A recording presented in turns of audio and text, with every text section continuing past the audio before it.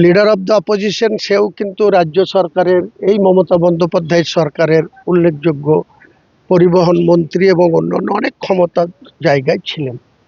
তিনি যখন ছিলেন তখন তিনি এই মুর্শিদাবাদ, মালদা, উত্তর দিনাজপুর, ওদিকে বাঁকুড়া, মেদিনীপুর, এসব জায়গায় রাজনৈতিকভাবেও মমতা বন্দ্যোপাধ্যায় তাকে অনেক ক্ষমতা দিয়ে রেখেছিলেন।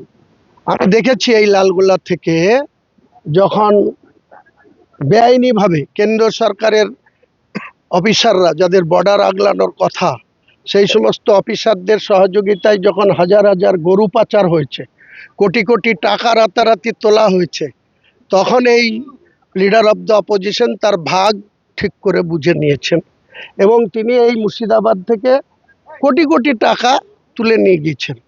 আজকে উত্তরবঙ্গে যখন প্রাকৃতিক দুর্যোগ হচ্ছে, বন্যা হচ্ছে, মানুষের মৃত্যু ঘটছে, সেখানে রাজ্যের মুখ্যমন্ত্রীও যে বসে আছেন, লিডার অফ দ্য অপোজিশনরাও তাদের পার্টিগতভাবে অনেক ত্রাণ, অনেক কিছু নিয়ে সেখানে ঝাঁপিয়ে পড়ছে। কিন্তু আজকে 3 মাস ধরে এই মুর্শিদাবাদের লালগোলার তারানগর যে অবহেলিত, এখানে কারো দৃষ্টি আছে?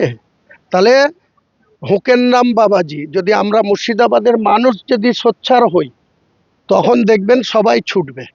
কিন্তু আমরা তো নির্বোধ, আমরাই তো নিজেদের মধ্যে কামড়াকামড়ি করি, নিজেদের এর বিরুদ্ধে ও, ওর বিরুদ্ধে ও, ল্যাং মারামারি করতেই তো আমরা ব্যস্ত। তাই কিন্তু এই পরিস্থিতি করে পার পাচ্ছে কেন্দ্র সরকার। আর আমাদেরও কিছু জনপ্রতিনিধি আছে, তারা এরকম দায় ঠালা কথাবার্তা বলছে। আমি বললাম, জনগণ সময় আসলে এর কিন্তু জবাব, সে যেই হোক, হুমায়ুন কবির যদি কোনো অন্যায় করে তাকেও জবাব দেবে, অন্য কেউ করলেও তাকে জবাব দেবে।